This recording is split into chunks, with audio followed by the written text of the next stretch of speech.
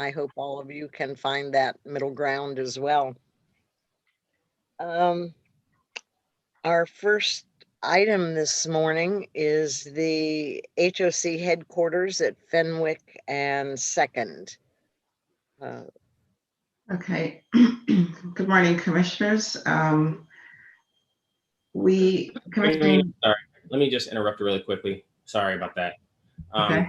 I want to note, because we're now live streaming the Development and Finance Committee meeting, that we likely ought to note the commissioners here just for the record, and staff also for the record. You should probably introduce yourselves. So we have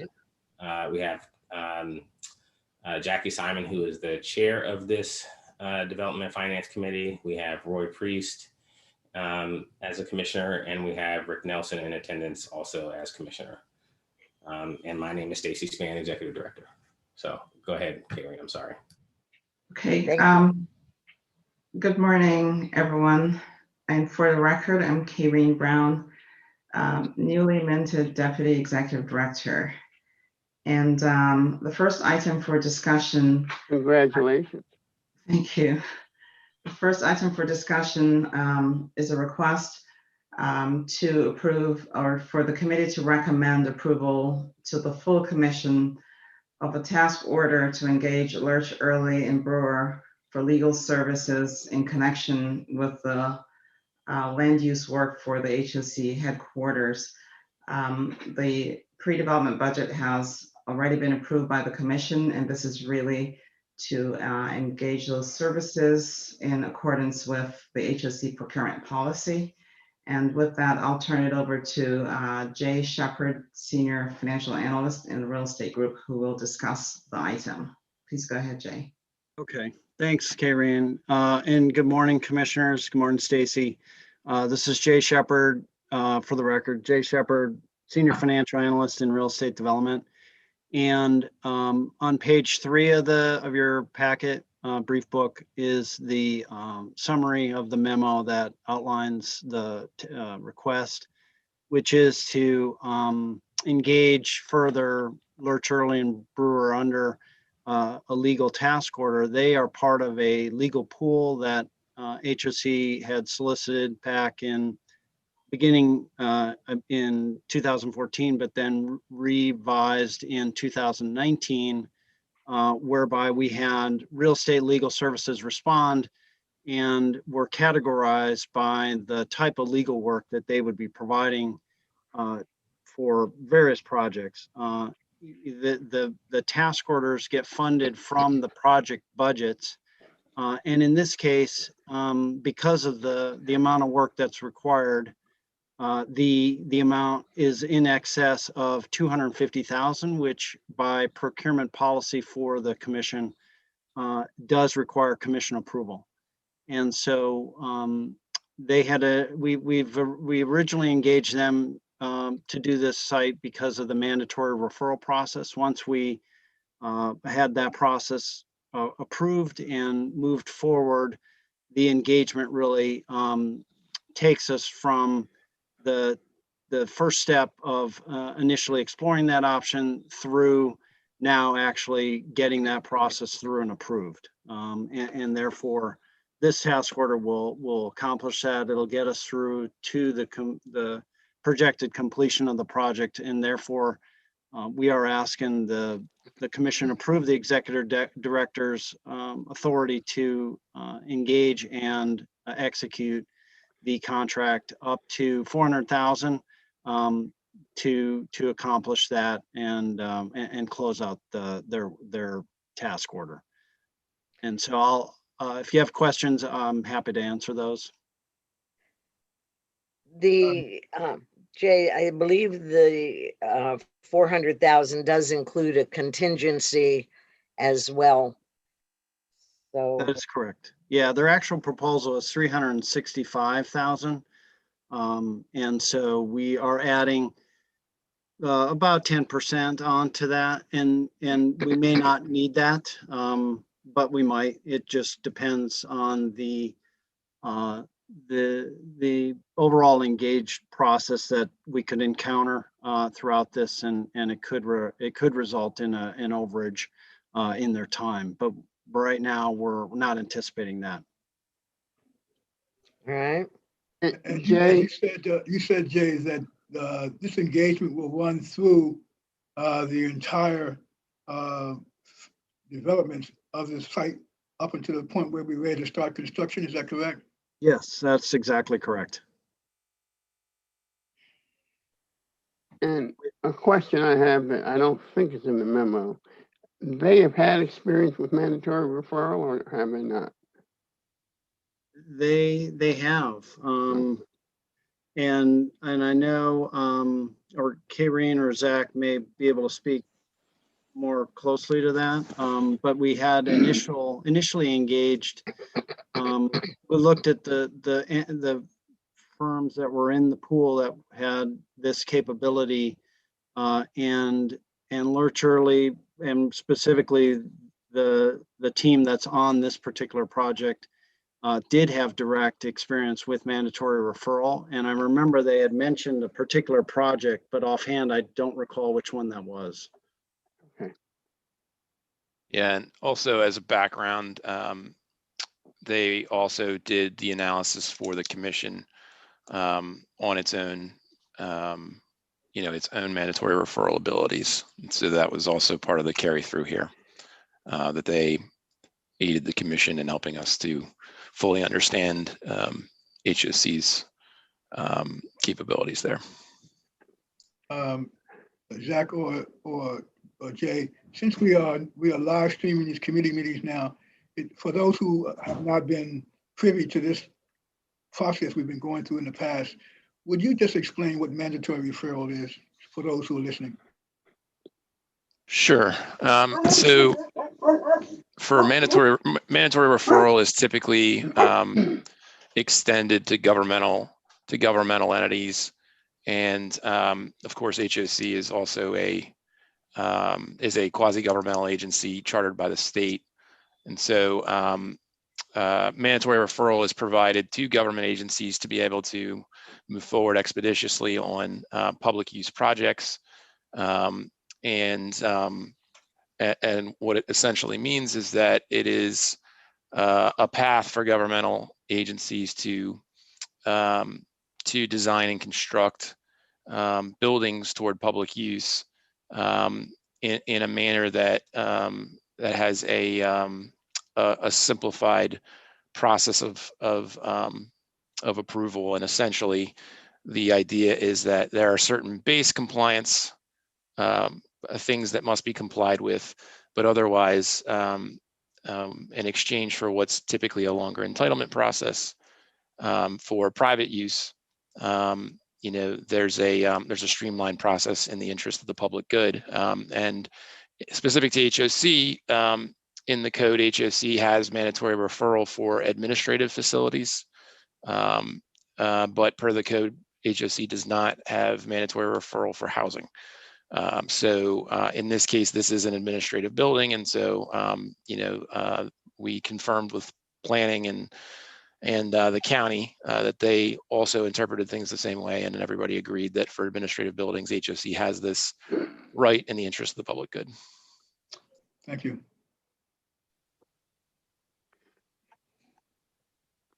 I'm in support of it. Roy, I support the referral of this to the full commission for action. all right. Then I believe we've a motion and a second to refer this matter for the full commission's approval. And thank you, staff, for that explanation. And I guess we need to, since it's formal meeting, formally vote on it and record who votes yay or nay. All right. I believe, Rick, you were the one that I made the motion, I'm voting for the motion. all right. And I, Lloyd Fish, second the motion. All right. And All in favor, say aye. Aye. Aye. Aye. It is now a formal motion and we'll move it forward to the full commission recommendation. Our next item is a review of the approval of the final development plan and other matters related to Stuart Town Homes in Gaithersburg.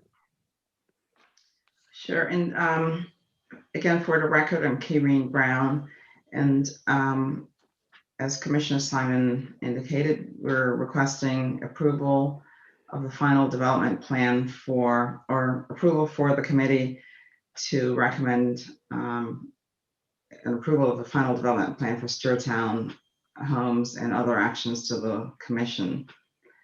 Stuart Town is an existing development, and we're looking to re-syndicate, refinance, and renovate the property, which has reached its initial 15-year compliance period. I will turn it over to Gil Cavalazzi in the real estate development group. He's a senior financial analyst there. Excuse me, may I interrupt to ask someone to correct the screen so all of my colleagues and presenters are on the screen?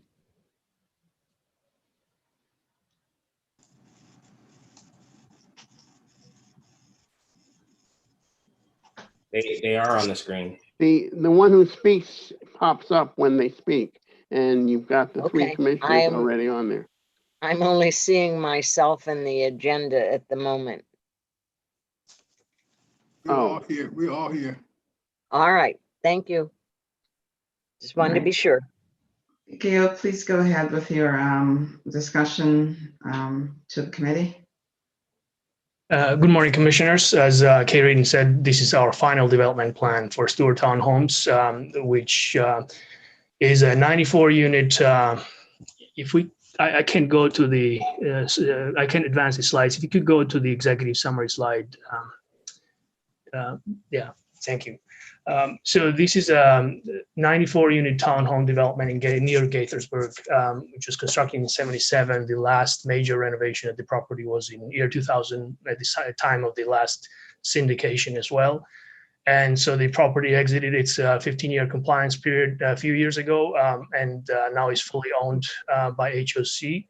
And we've developed renovation plans, comprehensive renovation plans. Our current schedule is to close the transaction in the first quarter of next year and start renovation in about March of 2021. So the property had 236 mortgage financing in the past, and so there was some subsidy assistance at the property. That mortgage has matured in 2017, and we, as part of the RAD2 program, we obtained project-based vouchers, 19 of them, to support the property and the residents at the property with project-based vouchers. In addition to the 19 RAD2 program vouchers, we've also obtained additional low vacancy vouchers for the same purpose. We haven't finalized that contract quite yet, but I believe we'll receive 15 additional project-based vouchers from that assistance. So the commission has already approved in January of this year the general contractor selection, Harkins Builders, and then in March of this year the LIHTC investor selection, Boston Capital.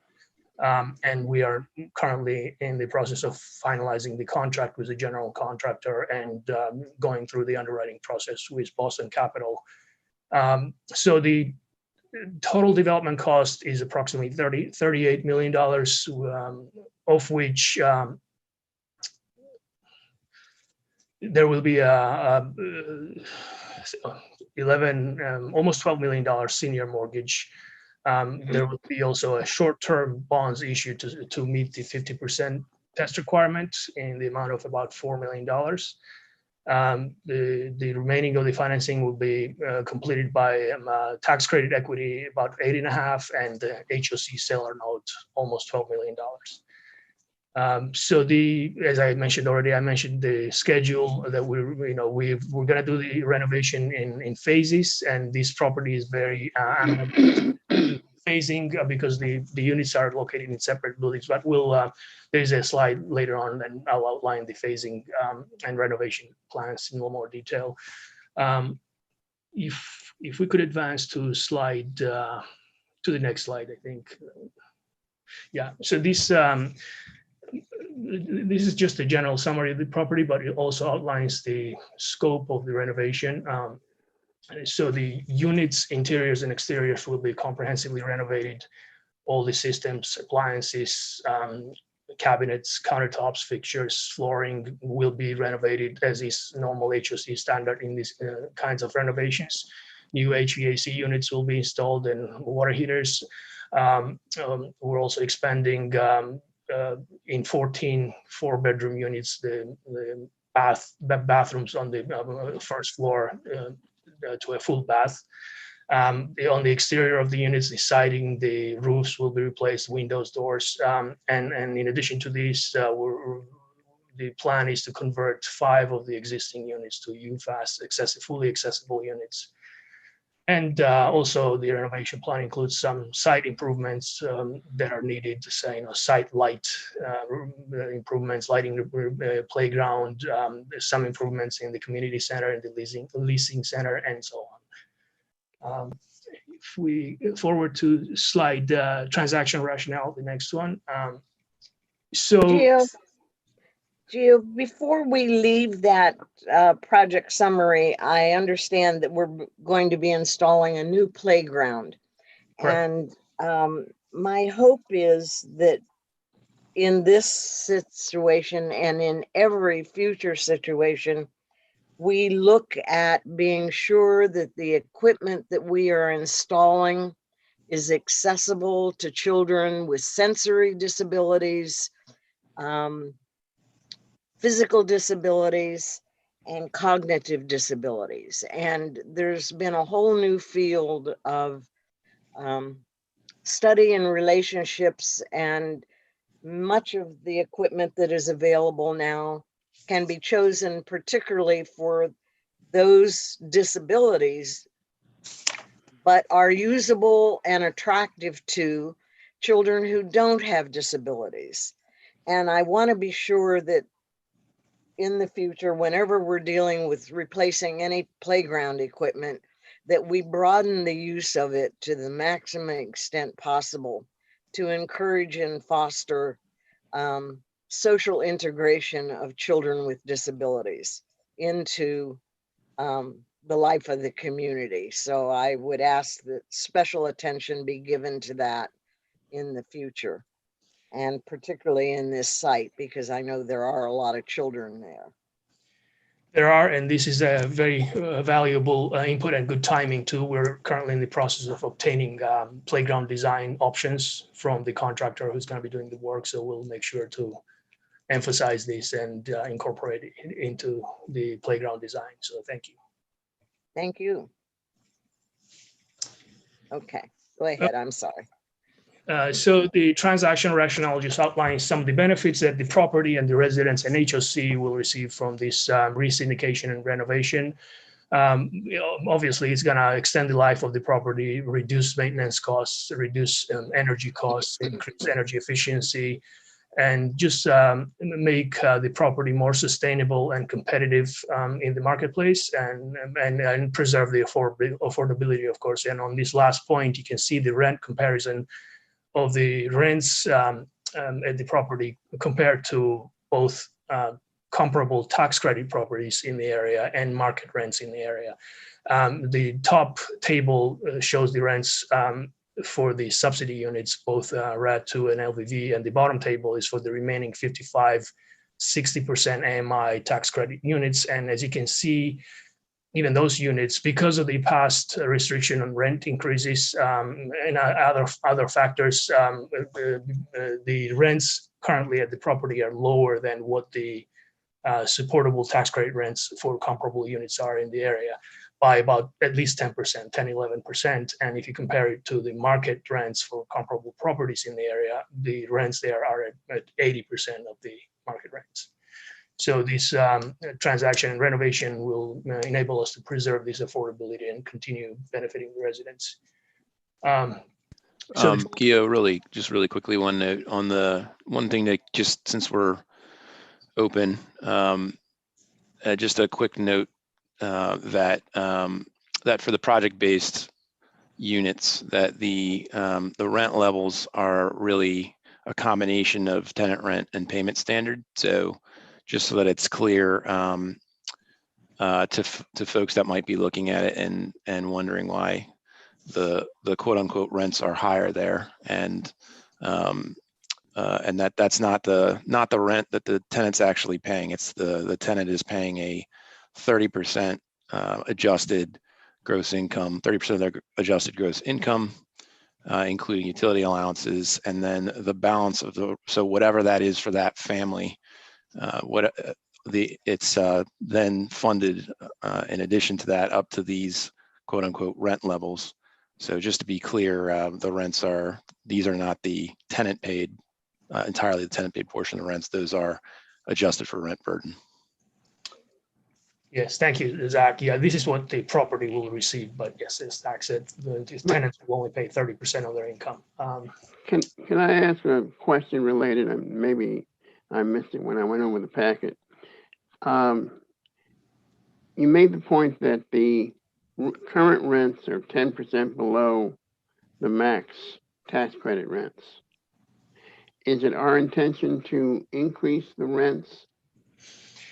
So our intention is after all the rent restrictions, COVID-related rent restrictions are lifted, to just increase the rents at county guideline rates going forward, which is around 2% annually based on the past few years. Okay. Let's just point out, listen, Zach, the explanation that you gave is, of course, appropriate and accurate. I just want you guys we need to note these slides here. So as a footnote, really explain that in common parlance for folks, okay? We'll add that to the. Yes. And may I ask a question related to utilities and so forth? I know there is a community solar program in this area, and periodically there are solicitations for participation. Is this something that we would be eligible to apply for and utilize for the benefit of our residents, or could our residents apply to participate individually, or do we know the answers to those questions? I think the residents could participate individually. We can look into if this can be done programmatically at the property and find out more about that. This is it's not part of this transaction, but if it's possible, we'll definitely take a look at it. All right. And then one other question, in another capacity, I ran across a program, state program for builders and renovators with a $1,250 credit per unit and another $100 per unit for the programmable thermostats.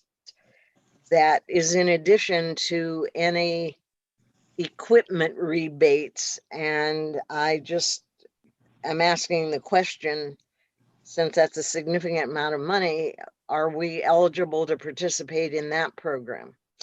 The properties, actually, individual residents are already participating. The property is fully equipped with those programmable thermostats, and the residents who choose to participate are part of the program. That's one of the reasons we are not replacing thermostats as a part of this renovation. So they will continue to receive that benefit if they choose to. All right, but there are other energy efficiency things that we are installing now, furnaces, windows and so forth and so on, that at least from the other situation I'm aware of, the installation or replacement of those items allows up to $1,250 per unit for credit under this state home builders energy program. And it's rock I don't want to leave unturned. Understood. We'll take a closer look at it, and if it's possible to obtain that benefit under the tax credit and syndication programs and the timing allows it, we'll definitely do that. Thank you. Mm-hmm. The next slide, we've already talked about the scope of the renovation, and this covers the same information, just provides some of the sample finishing that we've done in past similar renovations. And this property will undergo similar interior improvements as shown in these photos. The following slide summarizes our development team. And we've worked with all four of these entities before, and I have good record of working with them. Edgewood is the current property manager at the property for many years. You know, we're working with Harkins to finalize the contract and start the renovation early next year. And as I mentioned, Boston Capital is underwriting the tax credit investors. Some of this may change though, so just but the final development plan itself remains. Thank you. So the following slide outlines the hard costs, the renovation costs at the property, and just a breakdown of what that those costs are directed towards. And as you know, if you add up the unit interior and exterior cost components, that's at least 70% of the total. And then there's additional work on site, and the rest of it goes to the various insurance and fees and overhead for the general contractor. This slide outlines our phasing plan, and as I mentioned, in view of the COVID issues, I think this property is well laid out to address those issues. Each building has 14 about 4. Each phase 2 buildings, sorry, has about 14 units in each. And this color coding is to outline the phasing of the renovation. So the crews and the construction general contractor staff will be limited to working on one phase at a time for about 2 months and then move on to the next phase. And this will allow us to limit the interaction of the residents at the property and the staff with them, and to just limit as much as possible the close contact between the workers and the residents and staff. So the property renovation will begin at the far end of the property, which is outlined in red here, and move up towards the front of the property. And as I said, about 11 to 14 units, depending on the phase, in each phase. If the renovation starts in March, the general contractor estimates that it can finish by May of the following year, 22. The community center, leasing office, the site improvements will be done throughout this time as schedule and other issues allow. And so the general contractor projects that by May they will be done with the renovations, but we've built in sufficient time here to allow any either COVID or other delays. So our schedule is to fully finish the renovation by July of 22, and then convert to permanent financing by the end of that year. This is a summary of the relocation plan, and we've developed a relocation plan based on taking into consideration the COVID-related issues that have come up with other recent renovations that we are still currently doing. We've asked the general contractor to provide their plan and outline their plan of action to deal with the COVID-related issues, and we have that plan. As I said, each phase will consist of about 14 households. The property currently has 4 vacant units on site, so it cannot accommodate all temporary relocations to those vacant units. The way the renovation will be done is we'll vacate all 14 units at the start of that phase. and renovate. This will allow the general contractor to complete the renovation of those units in the shortest time possible, and then the residents will move back in their units after about 60 days. And so because we only have 4 units on site, those will be prioritized for residents with special needs and children, and the rest of the residents, 7 to 10 remaining households in each phase, will be relocated to off-site HOC units. We have scattered sites units and other multifamily units in the area, and we've already we will begin communicating with the residents in the near future and obtaining their preferences. We've already done tenant meeting as part of the RAD process in 2018, so we in general know their preferences and their plans, and we'll update those preferences, especially for the phase 1 and 2 of the renovation, and plan the relocations based on that in the near future.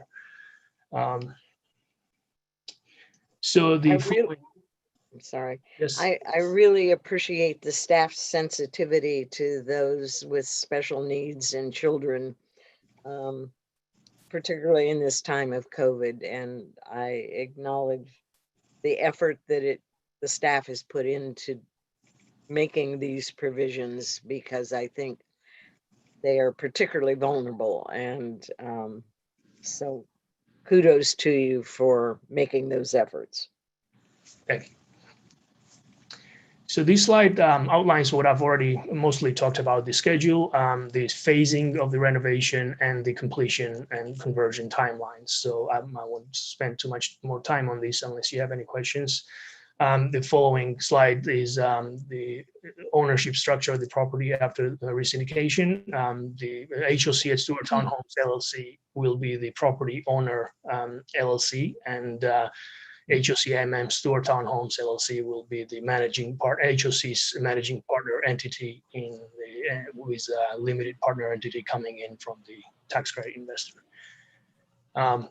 So the following slide outlines the source and uses of this transaction. And I've overviewed this, mostly the sources of and uses, the costs and the source of funds for them. And if you have any questions, I'd be happy to answer those. There is no financing gap currently, and there is no deferred developer fee. And at the closing of the transaction, HOC would receive 20% of the developer fee, and then subsequently during the construction and at the completion of the construction, the remaining amount. But just be clear, we have a good way to go still. And in terms of the 20% of developer fee could change if there winds up being a small gap and we have to defer a fee or something of that nature. So, but we expect there to be relatively minor changes. Yeah, and the financing plan will follow this development plan in the subsequent cycles, and that will expand and explain further the financing plan. But in general, yes, as Stacy outlined, if there is a gap that arises, there are ways to cover the gap through the deferred fee and other options that HOC has. But currently, we're not projecting any. So the following slide just summarizes the property's operating projection after conversion, and this includes the project-based voucher unit subsidy, and as you can see, there is around less than $100,000 cash flow remaining that will service and support the county HIF loan that we show in the sources of funds of around $2 million, and HOC's seller note $11.5 million interest. And so to summarize, and we in this packet, we're requesting the Commission's approval for this final development plan and all the related authorizations and actions that we need to undertake to complete the resyndication and start the renovation. Are there questions of the staff or discussion? Yeah. The HIF loan, this is a carryover? Yes, it is. This is an existing. Okay, and I thought I remembered that. Do we have assurances from DHCA that it will be carried over, or Is it possibly an issue? We are working on that now. The loan matures in 2039. We plan to request as an assignment and subordination agreement. But as I mentioned earlier, if the loan cannot be carried over, there is a contingency plan to fill that gap through a different developer fee and other means. But it should, frankly, I mean, there's virtually no reason that it should not be. I agree. Okay. No change in use. Yeah. Okay. Rick, Roy, have you any questions? No, I don't have any questions, but I'm happy to see and support this proposed development for Stuart Town. It's not often that we see development still with 3 and 4 bedrooms, family-sized units. So it's really Absolutely. it's really a development worth preserving. And it's interesting. One of the earlier pictures you showed of that development, I said, gee, look at that picture. You wonder, why do we need to do anything there? It was really a very outstanding picture, the way it looked from the exterior perspective, but the upgrades were being done. And also, I know all of the development partners we're dealing with. In fact, Hawkins was the first constructor, contractor that I worked with in 1970 for the first housing development I ever did. Was with Hawkins. They were indeed. Yeah, so I'm very happy to support and recommend this for action to make a motion to approve this project for the furtherance to the Commission for Action. Second. It's been moved and seconded that we move this forward with the recommendation to the full commission. All in favor indicate by saying aye. Aye. Aye. We are unanimous in that recommendation. Thank you. All right. Thank you, Gio. That's it's an exciting development. I live not very far from there, and in visiting anytime I'm at the site, it's consistent with Roy's observation. It is a well-maintained property and an attractive property, and I'm glad we're going to be able to do these renovations to stabilize and make it a premier community for the next 20 years. So Thank you. our next item is phase 2 at the West Side Shady Grove development.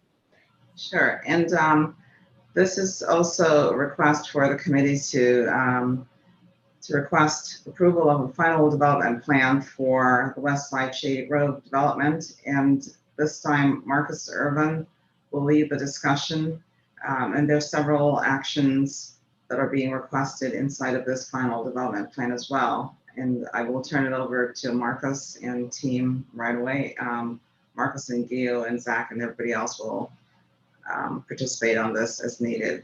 Marcus, please go ahead. The record, Marcus Irvin. Can't hear you. Speaking to your microphone. Can you hear me okay now? No, barely. Barely.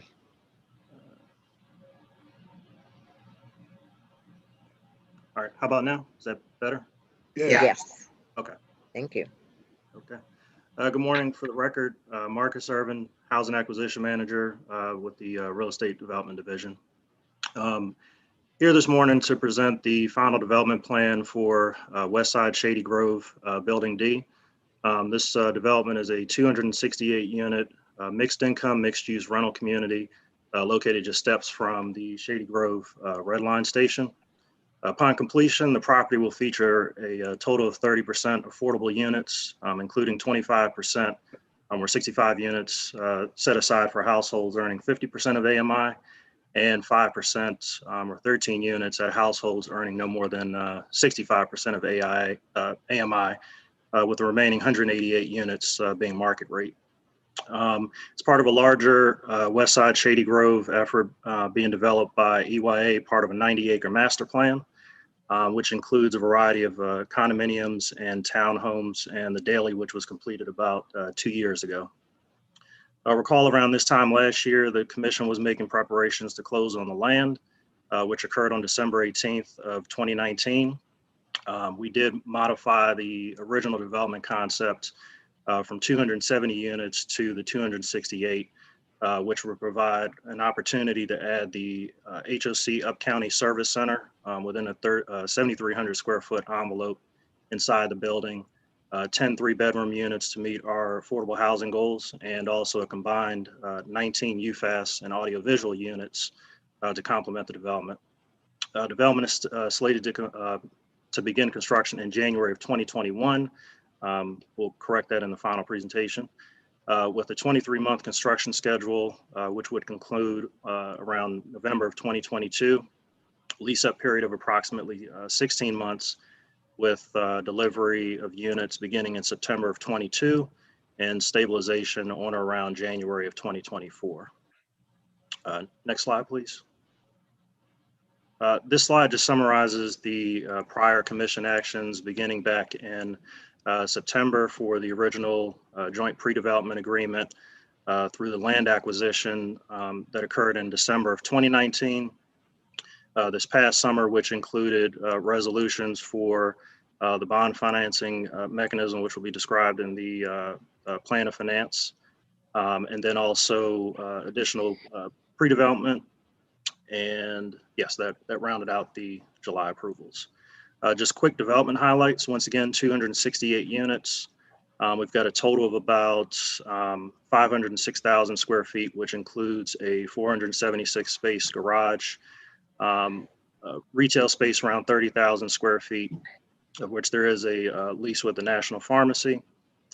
Estimated project costs currently around $118.9 million, which includes financing fees, Davis-Bacon premiums, build out for the HOC Service Center, and construction cost increases due to the current environment. The milestones were just covered in the previous slide. Next slide, please. The slide just covers the development overview. We talked about the history of the development dating back to 2010. The phasing plan that you see below gives you an illustration of the various phases of development, with Building D located in blue across from the Daily. There will be a future multifamily phase located to the bottom right-hand corner, and in the yellow, you'll see the balance of the condos which are under construction by Stanley Martin and Lennar. Next slide. This just represents an illustration of the building's various uses. To the left, you've got the parking garage within the center, residential units wrapping that garage. We have two construction types. Within the purple represents the ground floor retail areas with various bays identified for future retail. Orange represents all of the amenity space, which we've curated to accommodate families and all individuals within the community, with spaces such as exercise rooms, craft areas, and then also the green opens up to the courtyard where there'll be a pool, grilling areas, and other community facilities. The HOC Service Center entrance is located in between that blue and orange, the purple ground floor retail entrance. Next slide, please. Transaction rationale. This was mentioned in the executive summary, but once again, from the public-private partnership aspect, brings in two high-quality development firms with a track record for delivering projects such as Building D. The HOC approach, which leverages every opportunity and resource to improve housing quality and create a community-connected, amenity-rich, transit-oriented, mixed-income community at a range of all affordability levels. The unit mix, once again, to recap, truly mixed income, including units at 65 and 50% of AMI, and then also the inclusion of 10 3-bedroom units, which is rare for this area at the affordable level. Next slide, please. Before you move back, can you go back to that slide, Marcus? Yes. I mean, I think that this information you have on here on the HOC approach, I think is interesting to me. Because it's probably presented before, but I just kind of noticed it today, that over the last 10 years, HOC's economic impact has resulted in over $3 billion in economic activity, 19,000 jobs supported or created, $1 million in labor income, and over $51 million in county tax revenue. And that's really very impressive work that's been done over the past 10 years. Is. I just wanted to note that, because sometimes people often don't give full accounting for all of the impacts that our work has done throughout the county. Yes, Go sir. ahead. I'm sorry.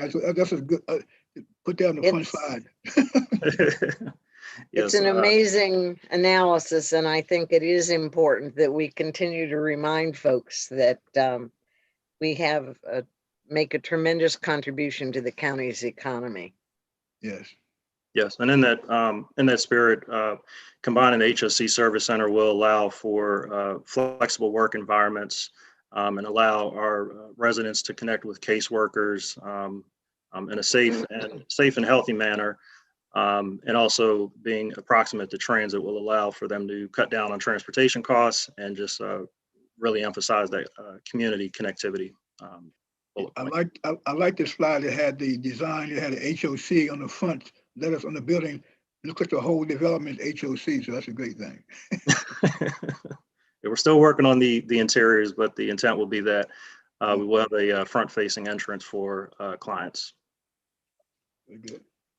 Next slide, please. This slide just is a collection of curated images showing the leasing lobby and the aesthetic that we're looking to achieve in the development. And as you'll notice, high quality materials designed by our architects and other consultants, great lighting, and once again, this will bode well with future residents and clients. Next slide, please. Just a recap of the development team. Major point here, it's being managed by a highly experienced development team that combines an extensive multifamily and mixed use development track record. Oh, sorry, was there a question? I don't believe so. Okay, sorry. Development team consists of co-developers EYA and Bozzuto. As known, EYA is one of the largest and most successful residential infill developers in this DC region. Also joined by Bozzuto, one of the high-profile general contractors and developers in the Mid-Atlantic and Northeast regions. Architecture is being led by KTGY Architecture and Planning, one of the leading and full-service design and planning firms in this area. Also responsible for building, for designing the Daily across the street, several Bozzuto developments, and recently 900 there. Next slide, please. A summary of the sources and uses included here. I'll note that the construction costs and related fees just represent a market shift in both the construction and financial sectors necessary to complete the development. So it does include cost increases that we're seeing in labor and also lumber and other related areas. The sources of funds, which will be described in more detail in our plan of finance, does assume broadly a tax-exempt construction of permanent FHA risk share mortgage of an amount no more than 100 million, developer equity, and also a HIF loan from DHCA during the construction in the approximate amount of 15 million. And do we have anything like a commitment on that? Not as of yet, but we are working through the application process and are in contact with officials over at DHCA. And what, do we have options if they don't give it to us? Team is exploring options in the event that those funds are not available. However, we've had successful conversations and dialogue thus far. So we'll continue to work on that process in the coming weeks as we charge ahead towards closing. I'd just like to comment too that I think to make it a part of the record that costs are rising due to COVID, both the rising costs in labor and clearly in materials. And timing gets adjusted as well, just simply because of the availability of materials. So I think this is something we're just going to have to expect and plan for and understand that it's just the environment that the entire building industry is facing now, and it is having an impact. That's correct, Commissioner. Thank you for that note. Next slide, please. Development plan amenities and unit mix. I'll draw your attention to the left side of the screen. Recap of the unit features. Although we are in this environment, the development will feature high quality unit finishes, including quartz countertops, tile backsplashes, stainless steel appliances, premium wood-like floors. So really a place to call home and to be proud of, frankly. Community amenities, we did talk about that, includes about just under 11,000 square feet of premium space, state-of-the-art fitness centers, club and game room, library and conference areas, and outdoor courtyards. Really, I would say elevating uses seen in the Lindley and other developments and just building upon those. We've got retail, approximately 23,000 square feet. And we do have a long-term lease with a national pharmacy, and we continue to work with our development team and retail broker for the remaining retail spaces as we continue through the development process. On the construction side of things, the development will feature a 5-story wood frame building over a concrete podium.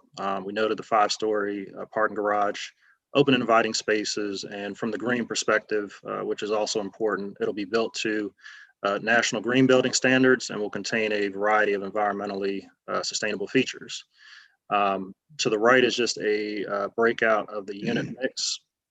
Once again, 188 market rate units, variety of unit types from studios through 2-bedroom den and terraces. Within the two affordability unit types, there will be no studios, but there are a number of 1, 2s, and then also 3-bedroom options. Next slide, please. Operating pro forma, it is being underwritten by our mortgage finance department. Major highlights here includes a blended rent growth of 2.5% with 2% increase on affordable units. We are at least 2 years out from lease up beginning, and also unit deliveries. Assumes a 5% stabilized vacancy rate. We've got also here numbers here for expense ratios, and once again, stabilized occupancy by on around November of 2023, with the permanent mortgage converting in February of 2024. Next slide, please. Schedule. So for the past year, it's crazy how quickly this has gone, but the team has been steadfast, and kudos to the mortgage finance and red team. We worked through pre-development over the last year, along with the financing piece of it. We expect for construction to actually begin in January. Towards the end of January, we will close on our financing, taking us through Q4 of 2022, with lease up beginning with the first units delivering on around this time in 2022, and stabilization in 2024. Next slide, please. And to recap, staff is requesting that the DNF committee join in the recommendation to the commission to approve the final development plan for the West Side Shady Grove development and related requests. At this time, I'll take any questions you may have. Are there questions from my colleagues? I don't have any questions. I would just make the statement that I think we've said it before, but again, I'll repeat that I appreciate, and I think the commission appreciates, the efforts that you've made to accommodate the priorities of the commission in terms of the level of and number of affordable units, exactly, and the fact that we've got some 3-bedroom units in this new building. So I think you've incorporated the goals that the commission has set out. And based on that, I'd move approval, or I'd move that we forward this to the commission for their approval. I Is there a second that second? motion. I second the motion. Roy, please. Thank you, Roy. It is moved and seconded that we forward this recommendation to the commission for their approval. And all in favor indicate by saying aye. Aye. Aye. I would just again like to commend the staff for the vigorous pursuit of this and look forward to the success we've had at the Lindley from this team. So thank you very much. Thank you, commissioners. All right, and thanks, Marcus. And the last item is also related to the West Side Shady Grove transaction, which is approval of the finance plan, which really sets us on our way to providing the funds needed to construct and equip the property. And Jennifer Arrington and team from the Mortgage Finance Group will lead the discussion, and I will turn it over to her to begin. Jennifer?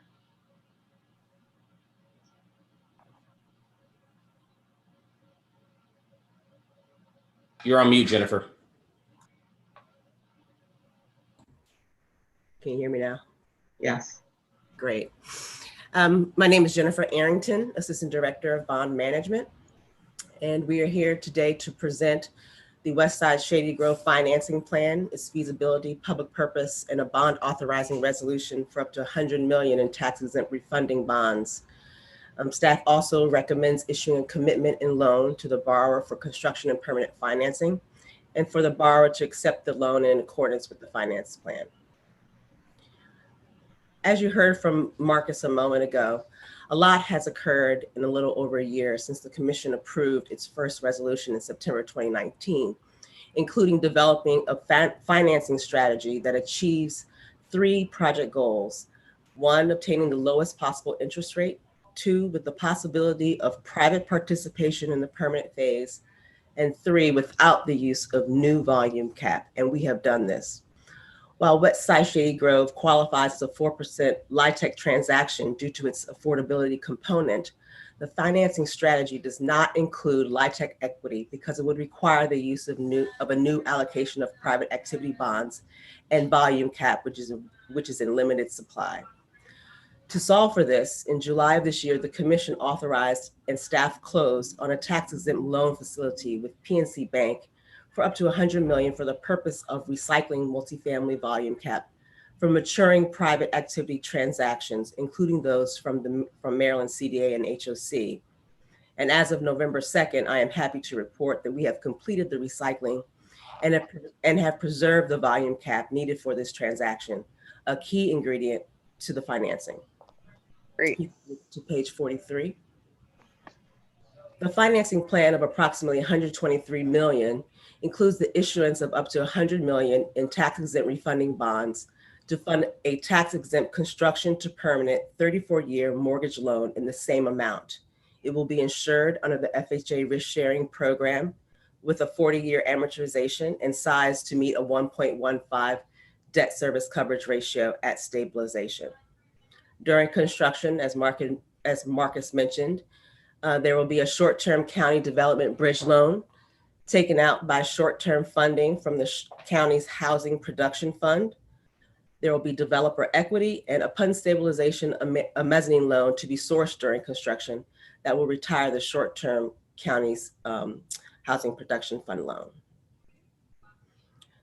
The financing schedule reflects a bond closing at the end of January with construction to directly follow. After a 40-month construction and lease-up period, stabilization is to occur and the mortgage will convert to perm around April of 2024. I'm a little bit more conservative than Marcus. I apologize. You can move to page 46. This represents a number of key points within the transaction, but with respect to the FHA risk share mortgage insurance, FHA and HOC will both assume 50% of the risk for the transaction.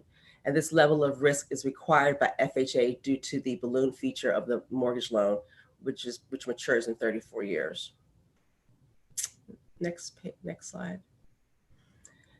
Below are the sources and uses for the transaction for both the construction and permanent phases. Current mortgage sizing is approximately $96 million, but staff recommends issuing a commitment for up to $100 million. To fund the mortgage loan, up to $100 million in proceeds from publicly sold tax-exempt refunding bonds will redeem the outstanding recycling facility, and the recycled tax-exempt mortgage repayments that are invested in a GIC will fund the mortgage loan. Nico, can you move to page 4950 for me? I'm just jumping real quick because since I'm talking about the bonds will be issued under the 1996 indenture. You can move to page 50 actually, and will be structured as a risk share pass-through bond, which is similar in structure and used to attract investors of other multifamily bonds that are structured as pass-through securities, including the Fannie Mae MTEB. I'm sure, certainly we've talked about that before some period of time. These buyers typically accept a lower bond yield than buyers of traditionally structured multifamily bonds, which is currently estimated at 40 basis points lower than our typically structured transactions. With risk share pass-through bonds, principal and interest on the bonds will be paid monthly to the investor in lieu of semi-annually. The bonds will be rated AAA, and because of the structure, the bonds will be separately secured under the 1996 indenture so that bondholders in this transaction are shielded from the other mortgage assets under the indenture. So we will have a standalone supplemental indenture underneath the 1996 indenture for these particular bonds. You can move back to 48. Thank you. As you can see, the first stabilized year of 2024 is expected to meet, if not beat, a 1.15 debt service coverage ratio. But please note that the anticipated cash flow will be impacted by future mezzanine debt payments, which will likely be due in advance of any ownership distribution. Again, real estate will return to the commission and present various financing options along with a recommendation prior to the end of construction. You can move to page 52, I suppose, 53, this is the end. It's fine, yeah. As you can see, staff has completed its underwriting and recommends a number of actions here listed on page 53. And if you have any questions, I'd be happy to answer them. Are there questions of the staff regarding this recommendation? I have no questions. Roy, have you any? Hearing none, may I have a motion to? I would move approval. I would move that we forward this to the commission for their approval. I second that motion, and as part of seconding the motion is to also just acknowledge the impact of our bond financing work, making this kind of financing plan possible, and to acknowledge the work that the staff has done in creating sort of creative pathways to alternative financing when we are not, we may be locked out because of volume cap or competitiveness on tax credits to find alternative sources. So I want to just compliment the work that staff has done over time on this kind of strategy. I second that motion. All right, it's been moved and seconded. And I call for the question. It's been moved and seconded. All in favor, please indicate by saying aye. Aye. Aye. We will be forwarding this. I also would like to comment, if I might, on the completeness of the package that comes to us for review and study and discussion and questioning. It allows us to be prepared to ask questions if we don't have the answers or know the answers. And I think the quality of the work has just been outstanding. And I thank all of the staff and my colleagues for our ability to move through these items just simply because we've had the preparation and information available. And thank you again. Is there any other business to come before us this morning? not from the staff, not from my team. All right. Stacy, any word No. for the good of the order? No, commissioners, I'd say everyone continue to stay vigilant, wear a mask and social distance, wash your hands, and just, hunker down. Exactly. And I wish everyone healthy and happy Thanksgiving. And with that, I will call for the adjournment of the meeting. I move adjournment. All right. I second the motion. All right. The meeting is adjourned.